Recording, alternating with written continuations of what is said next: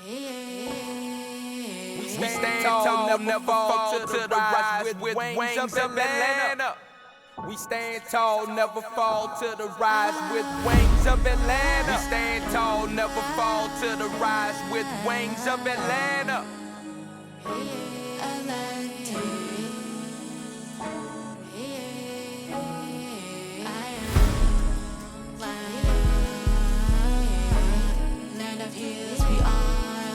King, we are restless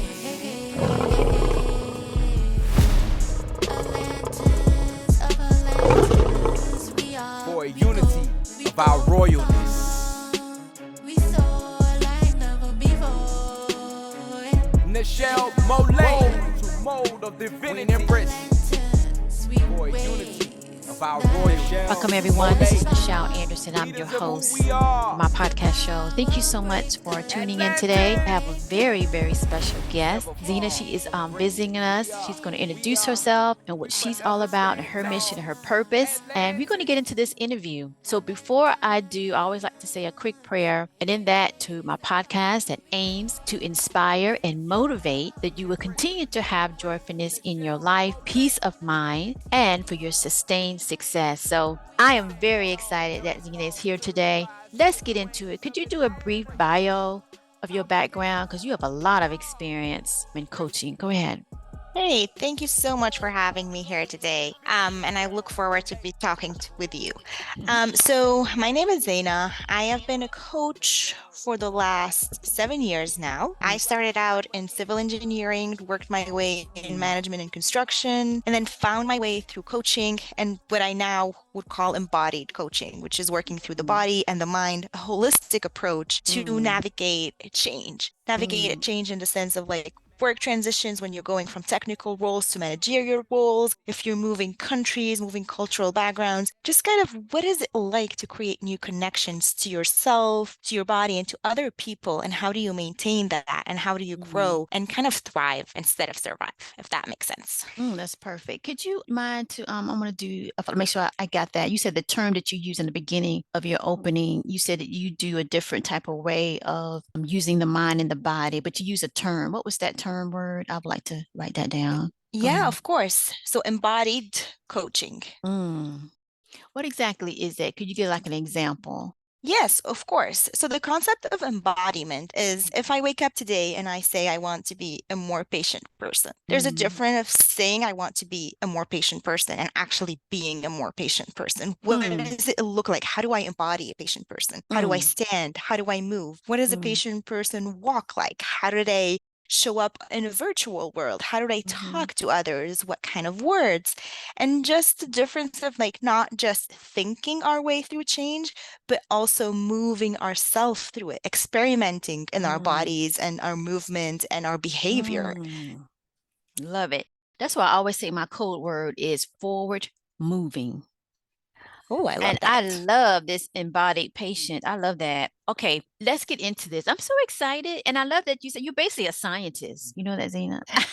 And I love science. It's very interesting. So let me get into your philosophy of coaching. You did kind of give us a very good opening about your background and your understanding of it. But overall, if you can kind of share that, your overall philosophy of coaching, what is the number one pattern that you see of your clients that they do or they hone on that you want to just kind of talk about that, if you don't mind?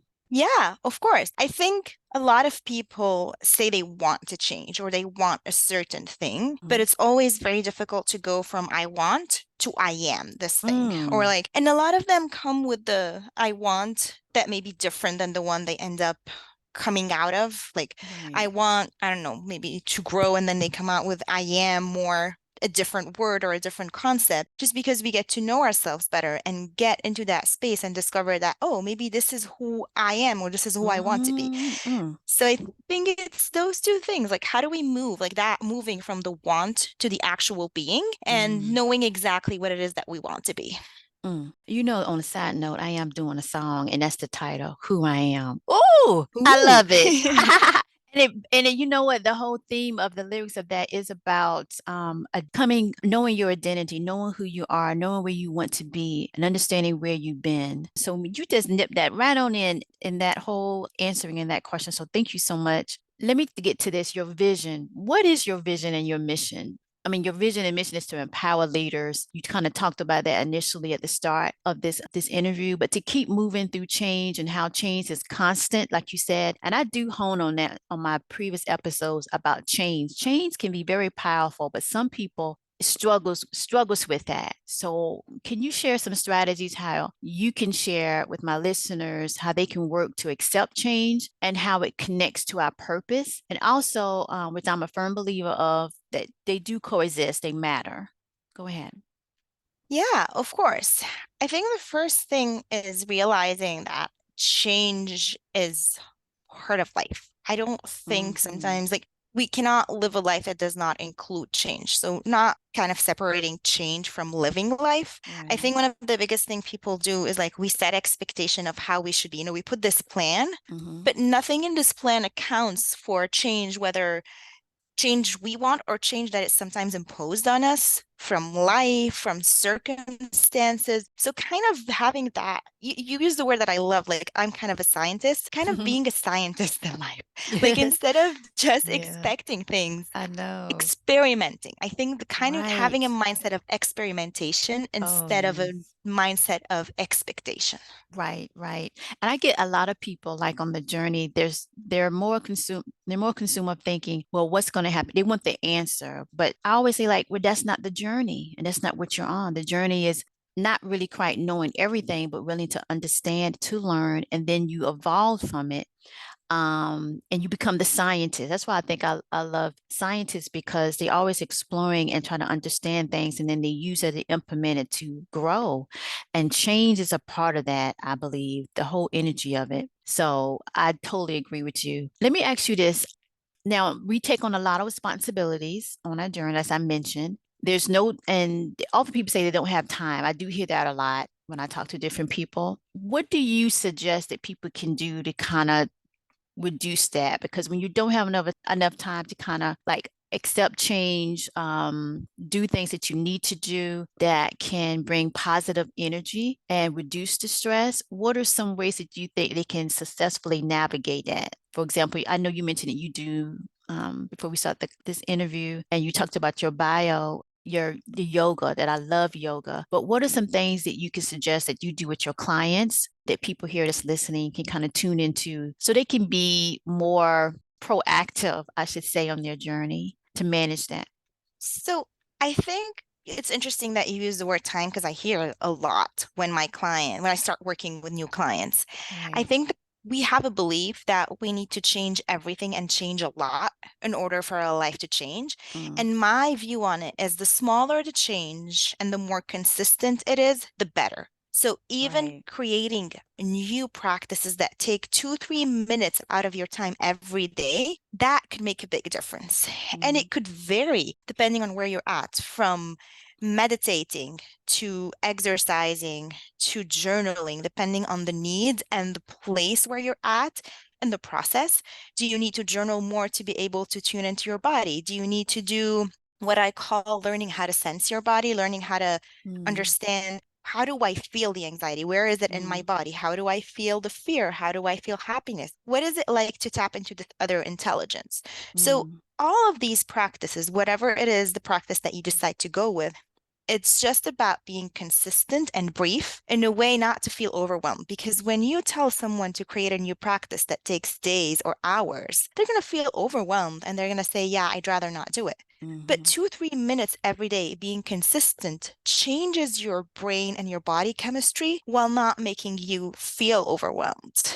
That is so true. Because, like, for me, when I have to, make a change and it's something that I really don't want to do, but I have to, it's better for me to do it, right? When I lessen, like, I don't do it all at once, almost like medicine. Sometimes medicine is more better going down when you only take a little sip at a time, but you get to the end of it that you finish what you needed to take. So I love what you said that. I do want you to touch on this. You said body intelligence, or at least use the word and you tap it into that intelligence. Could you give like another example of that? I think that was so smart to break it down that understanding every part of your body, what your body needs, and what your mind can accept, that you would be constant. Consistency is so important. Could you tap onto that when you was referring to the intelligence, and if you don't mind? Yes. I Right. think when you talk to people, or it's very easy for people to say, when you ask someone like, what were you thinking? They can answer it. Like, I was thinking about this Mm, or that, or I was feeling scared, I was feeling happy. But when you ask them, how do you know that? Or how do you feel it in your body? mm, Not a lot of people can answer it correctly, because fear is not in your brain. Fear happens in your body. Sometimes you feel you a preaching there. tension. Yeah, you feel a Yeah. tension in the middle of your chest. You feel like Right. this energy making you want to get up and move. You feel all of these things, and Mm, it would create so much, it would create a better experience and an easier way to change if you could tap into the sensation before it gets to your brain and you're analyzing what the feeling is behind it. mm, mm, mm, mm. I'm gonna ask if y'all listening to this to replay what she just said. I have previous episodes that I talk about fear. I got a little comedy skit going on, Mr. Fear and his family members. But nevertheless, that's what I put it towards, that you can conquer fear. You do have to acknowledge it and know about it and understand it. So you did a wonderful presentation, when you talk about, most people don't understand how to identify fear and where it's from. It is an emotion, energy. I even say it's a spirit as well. And that does restricts your ability to move forward. A lot of people don't move forward on their journey because of fear, because of even afraid to move forward, right? To be constant. So I think that's a wonderful point. And I talk about fear a lot on my Twitter and definitely here on my podcast. So I'm so grateful for that, what you mentioned. Let me kind of recap on that too, what you just said. You were saying meditation. So if we can kind of get some other ideas of how all of that can play, of helping people to not panic. Some people panic when they say, oh my gosh, well, how am I going to have enough time? And you said meditation, which I highly agree. You said yoga. Is exercise can help break down their ability of stress, or maybe it's kind of find time. Like some people might have to do more exercise because of their health. What other things they can do to kind of break that fear? And it's like a building blocks, I say. What do you think? I know you mentioned yoga, meditation. I just put exercise. What about sleep? Like taking extra sleep time. Would that help to kind of, you think, to build up their confidence to do the things that they need to do, that would be consistent to make that time what they need to do on their journey? What other activities you think? So I think it's a very holistic approach. You Mm, need, when you sleep well, you are a better version of yourself. You show up better and you're able to process more. You're able to show up in a better space. So sleep definitely helps. mm, Exercise helps in multiple ways. It helps physically and it helps in emotion and in stress. Why? Because mm, it's a movement. It's a way of letting mm, energy out. And when you're afraid, when you're angry, when you're processing all these high and then energy level emotions, you mm-hmm, need somewhere to let that emotion out. You need somewhere to let that stress out. And mm. exercise definitely helps with that. I also talked about journaling. And I Oh, say you sure journaling did. because, yeah, because it helps you put those emotions out there. You put them on paper and they're kind of become validated. I think this is a Mm, big portion. Like, how do we validate our emotions so we're not stuck right. in them? So that's a very important method. And I think Mm, it is holistic and it's a lot of things that you could attack, but the question is always understanding from your perspective, from your personality, where right. should you start first? Which is the easier path that creates the most impact? Girl, I love that. It's a lot to unpack what you just said. And I do touch on that on in the podcast. Let's go to the journal. And you did say that. I forgot to mention that. Journaling is so powerful. And I love how you phrase it, that it's a way, listen to this, folks, what she said. It's a way to validate. That's what my whole podcast, why I started it, is to validate those on the journey when if they had a very rough upbringing, or maybe they didn't. For the most part, it's those that did, and trying to find their way out so they don't get stuck. And that's what you said. And you said it's a way to validate your emotions without getting stuck in it. Oh, Lord. Thank you, Lord, in the name of Jesus. Okay. Ha! That's some truth right there, because when you do that, you're able to take off, you're able to move forward. And what you had said earlier, and I'm going to find my notes, what you said, and now I can't find it on my notepad, but I love what you had said earlier. Basically, you was talking about a way to not be stuck, but to kind of move forward. You said another word, and now I can't find it on my notes. Ain't that something? We always look for something, you can't find it. But I remember what you said, and it means the same thing, but you said in a different way. And that journal is so powerful. And then you go back and you read it like a year later, and you can measure. Get this, y'all. Measure how far you progress. And then you had said something else too, but it's all in a relation to validate your emotions. When we validate our emotions, we actually, it's like, to me, it's like sweat, because sweat helps to release the toxins. But this is action when you do the journaling. It's action when you do exercise. I love how you also, when you talked about not just the sleep, because our body repair ourselves during sleep, but you mentioned exercise as a physical motion forward that helps you in tune and de-stress. And I have a lot of listeners, Zeina, that in the workplace, they're so stressed because of everything and all up in that toxicity. And that helps, like during your break or during lunch, you can go and walk. You can do, you know what I mean? You could even, like she said, go ahead and journal a little bit. Some people take a quick power nap, but all in all, let me ask you this, Zeina, how many your clients, which one do they normally go with? Did you ever take a look? Did they focus on more exercise when you work with them after you consult with them? What do they choose, some activity to help release stress or anything that that you're teaching them? So I always work with my clients depending on their personality and their preference, because it kind of depends on what is like, if you have people who are very active, sometimes adding more exercise helps, or like adding exercise helps because they're used to using that energy to grow. I think sometimes when people are very stuck in their head, as in overthinkers or people who tend to be a lot in their mind, Yeah. I always try to push them towards any form of movement or activity, because it moves them out of their mind and into their bodies, which kind of helps working with that. People who are very high energy sometimes also work well with sleep, because when you're very nervous all the time, you're always on alert. So kind of letting your body relax helps a bit. For people who are more good with written words, I would say journaling. So I kind of like work with the person and see where's their strength, and sometimes what is their mode of comfort in a sense, and Right. start from there, building from there. And sometimes we just experiment. Like we start with one and feel like it's not working and move to the other, and just work with all of them and see what speaks most to them and what creates most change, and just go from there.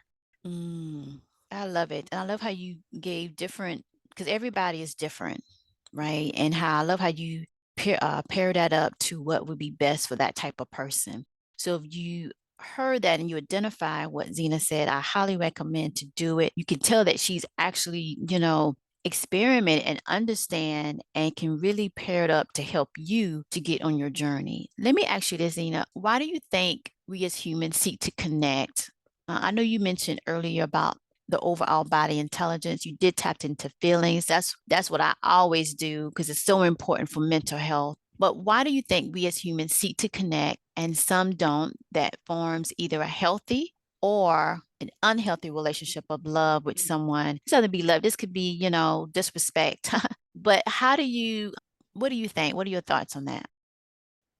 So I think from a biological perspective and evolutionary perspective, as humans, we connect because we needed community to survive Right. together, to thrive together, which has been kind of consistent even throughout history and to today. Right. And we create a big disconnection with our body and with other people when there's trauma, and this is important to talk about because we don't want to dive too deep with the body work if someone is still has trauma stored that we cannot, Right. work with right now, and they need more of professionals, Right. therapists to be handling that. Mm-hmm. But I think a lot of it is sometimes we learn to cope with the world around us by disconnecting from our body.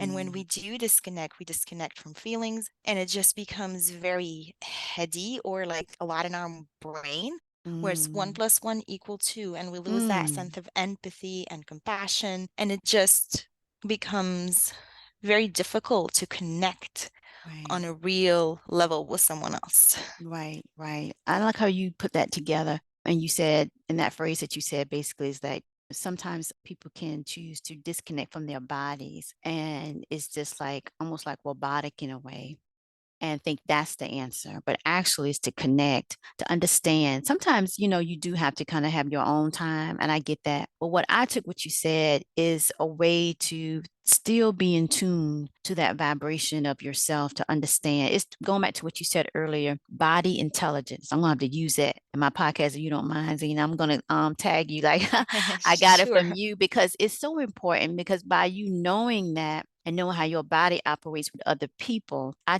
teach on my podcast here how you can identify those that are unhealthy, that are causing you distress. And I love how you said that. I want to go back to this other part. You said, in a way, what I understood what you were saying is that some people are not, you got to know when to, I guess, interact when that person has trauma. That might not be the best approach if you're, this is like medicine. Let me do it that way. How I understood what you said about if someone had trauma, that might not be the best time, just not to connect. But if you're interacting with one or another and they know you have trauma, you got to kind of watch what you say, watch what you do, because we all cohabiting together. That's the community that you said in the beginning of answering my question. And we do need to connect, but it's also a giving energy, and you shall receive. I come across a lot of people that does a lot of taking, and maybe this was part of the journey to understand that it wasn't pleasant, but I understood that sometimes that emotional experience would cause the trauma. So when you said that in part of your answer, I really connected with that, because some people would just keep going on and on about the issue. And you're like in massive pain, and they're not understanding. That's the sharing and the giving, that it's appropriate time. So it's like a 50-50 when I talk to people that want to back out and don't want to socialize. Do you get that a lot in the clients that you deal with? Do they bring that up? Like sometimes they don't want to socialize when dealing with other people, what have you. Do you hear that? Like even in the workplace, like working with teams, a lot of people can say, I really don't get along with that coworker. But how do you deal with that when they say something like that, people you work with? So on a first level, there's a big spectrum of introversion, extroversion before we even get to the trauma level, where some people are more introverted than others, or Mm-hmm. some people also are more analytical than relational um, Mm, than others. So there's that kind of understanding of, is this person less relational and less likely to be interested in a casual conversation or opening up relationships? That's on one side, and trying to know what right. my team is like around me Mm-hmm. and who I am as a person, how I show up, and kind of making my boundaries clear and making sure others can put their boundaries out there so we Mm-hmm. can interact while respecting each other's boundaries from one Mm-hmm. side. And the other, well, not necessarily, doesn't have to be pushed towards trauma, but it could be triggers. So, Mm-hmm. from the way you were brought up, from the way you show up in the world, some things might trigger you more than others. And Mm-hmm. those things may show up in people around you, and Right. learning how to recognize that and be able to create that space and understand that it's not necessarily about this person, it's about your experience with their behavior. And also being able to understand that some people in general may be, whether toxic or just bad for you, and knowing how to create that boundary and say, hey, this is what I can and this is what I can't accept, and making sure you're talking to your manager or to the HR department to be able to enforce those if that necessitates it. So I Right. think the biggest takeaway from this when it comes to team relationships is understanding ourselves, understanding others, and being able to put boundaries where everyone feels respected and listened to. Right. The takeaway, and I love that you said boundaries. Okay. Let me emphasize again, boundaries. That's so important. And the way you can present that, and just, it's basically, I like to say, defining your worth. And everybody has a journey, and choosing to be a part of that interaction, but definitely creating those boundaries. And if it's in the workplace, to reach out to those that you know that actually is going to help you. But if you come to that, that helps your mental peace. It helps your self confidence. It helps everything, and it's more healthier because you reduce the stress. Thank you so much for that, because it's like a catch 2020. I would say you want to interact at the same time. It's finding that way to be the captain of your ship. And when you're in those relationships or that workplaces, the environments that are toxic, that can be so draining on the body. And you just have to kind of focus. So thank you so much for sharing that. Let me ask you this, and this is what I want to talk about. workplace teams. We kind of talked about it just now, but and if you can expand on that, but how to deal with toxic people, because a lot of companies can have a very, very toxic environment. Let's say that the person for right now has to be there, and it's a lot of toxicity. So that's a high stress type environment for their body and their mind. What do you suggest? What do you advise your clients about what they can do to deal with that? So, first of all, definitely try to understand what is going on within their bodies. What about that toxicity is triggering them? Not in the sense to be able to know what they need, where they need to draw those boundaries. So understanding what is triggering for them, Mm-hmm. deciding what kind of boundaries they need, and eventually who they need to talk to, and whether at some point they even like have to put up a plan to change the workplace. And I could get with Mm, people to a point where like, hey, maybe it's time to think about that, because there's a difference between being in a toxic workplace where you speak up and then change happens, and then being in a toxic place where things are not changing. And I understand that sometimes people mm-hmm. don't have the luxury to leave their jobs, but it does not Mm-hmm. mean that they can't set up a plan to get there eventually. Right. Blueprint, y'all, because that also helps your mind to feel there's a way out of that crazy maze. It helps to reduce the stress, right? Exactly. I do talk about that a lot because stress, it's like a barrier. It's like, to me, it can be like two cousins dances. I don't know.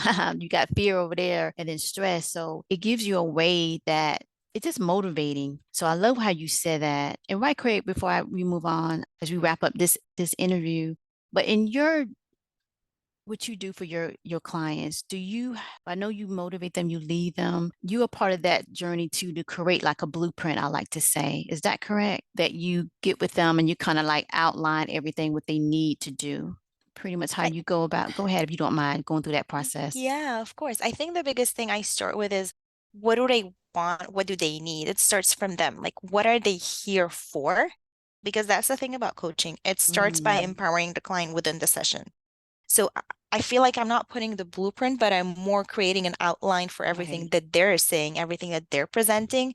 And then from that outline, figuring it out, where are we starting with the actions and how are we moving throughout that outline, and how are we changing it as we move from one session to the other and then grow together Mm, throughout the process. So I think this is the beautiful thing about coaching. It's how much power it gives to the client, power to choose which action to take, power to choose, oh, I started here, but this is what I want now. mm, And at the same time, pushing and prodding, like I will challenge my clients if I feel like they're going in a direction to protect themselves. I right. will push sometimes through questions and also by asking permission to push them in a different direction or to kind of have them think Right. differently. So I think this is the beautiful part of this process, is how much freedom and how much space they get to create their Mm. own journey with me. I love that. I love when you said that. And that's so beautiful. And that's giving, because that's what I talk about.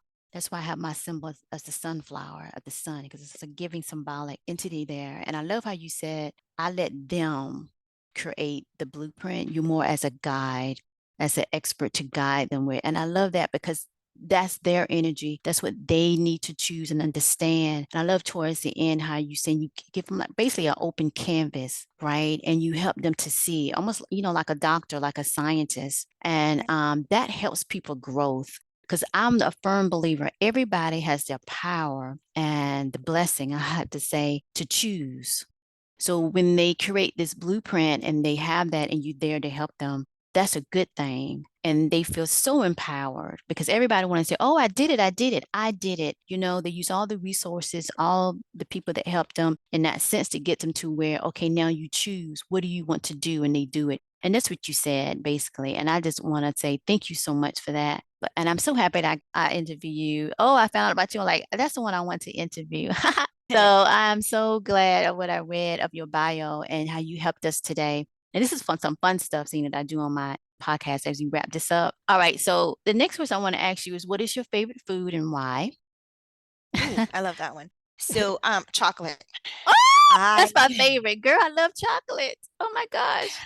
I I eat think chocolate all I the time. grew up in a family obsessed with chocolate, like my dad and my uncle and everyone, and it just kind of became a part of me. Oh my God. Yeah, I just love chocolate. I can't Now, help which it. one do you like? Do you like dark chocolate or big chocolate or any particular one? So I do love milk chocolate. Ooh, Yeah, but me I don't too. have a problem with dark. I think milk is Yeah. my go-to though. Yes, mine is too. I knew we was connected. I love milk chocolate. Man, you could just pour that in the martini and I eat it. Oh my gosh, Yep, I love milk chocolate. I do eat dark chocolate. Those people say it's good for you, and I eat it like a little bit, but milk chocolate I definitely go with. And I love when they put the nuts in there. That's yep. always good. Okay. All right. So the next question is if you could go anywhere for 1 year, where would that be and why? Ooh, I love this one.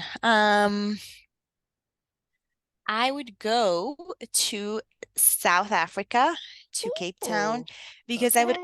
I love multiple things about it. First of all, the nature, how you have like the water and Yeah. then the Yeah. hiking and the safaris, Oh, and then that's the true. multicultural aspect and the history, Yeah. and just a lot about it that I don't know much about that I would Mm. love to know more and get to Oh, you're experience. gonna love that. They have the best. I haven't been yet, but what I have heard, they have the best safari, Mm, and a lot of activities down there. So you're gonna love it. Johannesburg, I believe. Yeah, you'll fly into. Yes. Oh, yep. you're gonna love it. Okay. All right. That's a good one. Let me see. Okay, so I always like to ask my guests because my podcast is all about motivating them where they've been and where they can be in themselves. And I like being happy and laughing and enjoying things. But I always love people. Motivational quote is almost like, what's your favorite book? So if you could end the show here by telling us what would be your motivational quote for your personal and journey going forward. Ooh, so I have one, which Okay. is I don't know if I'm going to code it correctly, but I'm just going to quote it. Okay. Um, I've impacted so many people, and that's kind of how I remind myself every day of like live and enjoy, be happy, and also remember to create impact and connections. So basically, your motivation is to always remember to be impactful Yep. in your life to other people that they will be empowered, Oh yeah. remembering, everything what you did or just, being impactful. So that's good. Okay, being impactful, doing things, influential, is feeding the soul. Yeah. So Love that it. is a life journey. All right. Thank you so much. I appreciate you. And everyone, go ahead and tune in to my other episodes. Do check out Zeina. I have her contact information. She's a wonderful, wonderful expert in coaching and a wonderful philosophy. She gave us a lot of gems here talking about body intelligence and everything, the different things you can do to kind of keep moving. You think you don't have enough time. So do replay this, do share it, do reach out to her. What's the best way to reach you, Zena, if someone wanted to kind of, you know, connect with you and go for it there, or go ahead. Yeah, so there's LinkedIn, Zeina Habib, the way you're gonna write my name, they can find it there. And Okay. I through Instagram, my page it's Zeina underscore voice underscore within, and Mm, they can reach out to me there. okay. Message me on either platforms, and I'd be happy to get back to you and just have a conversation with you. All right. Perfect. Perfect. And your clients are individuals and corporations. Is that correct? Yep, that's Perfect. correct. Perfect. And I have her links, her contact information in this episode podcast description. And as always, guess what, y'all? I'll talk to you in the next one. We stand tall, never fall to the rise with wings of Atlanta. We stand tall, never fall to the rise with wings of Atlanta.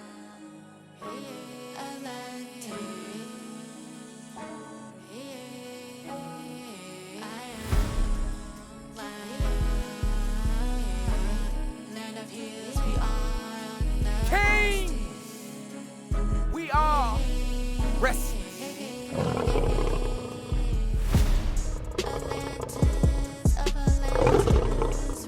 For a unity of our royalness. Nichel MOLIAE to mold of divinity. Embrace for a unity of our royal MOLIAE, leaders of who we are. Atlantis, never fall from greatness. We forever stand tall. Atlantis.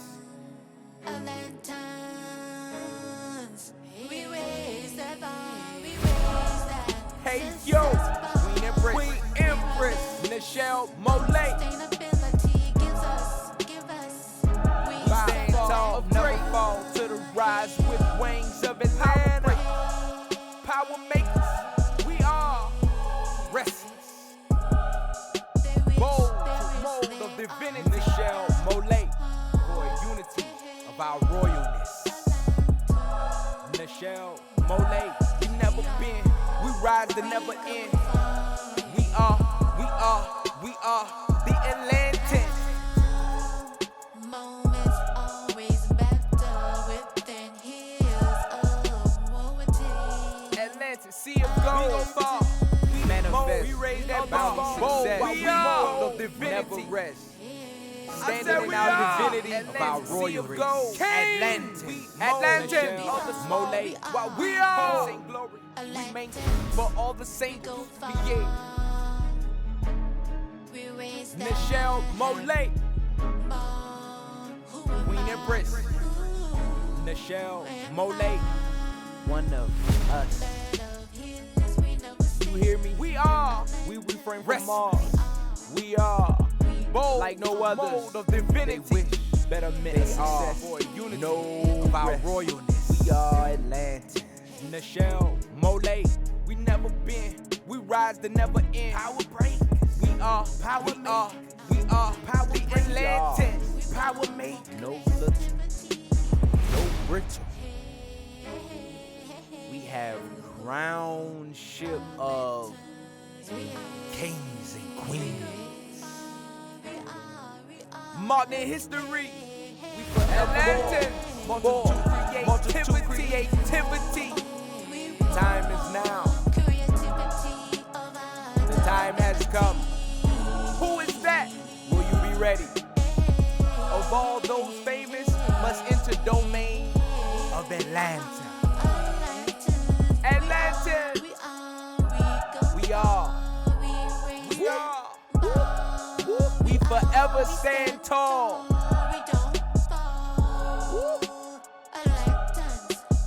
King. We are. Rest. Bold to mold of divinity for unity of our royalty. No matter how high or low you go, you gotta go to Atlanta to be the most of history. Hey, Atlanta. We rise, we buy our gold because we are mode of greatness. Hey, Atlantans, we are Atlantans, we are. We stand tall as an Atlantan. We never fall. We rise, we buy our gold because we are mode of greatness.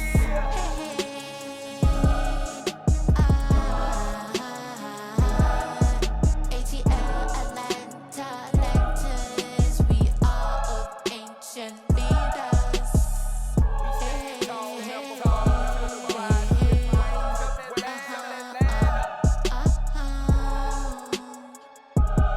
Royalty of me, of gold, etiquette, ancient waters. Maybe God serving hey, of Atlantis, Atlantans, because we are. I am. Hey, Queen Empress of the mighty.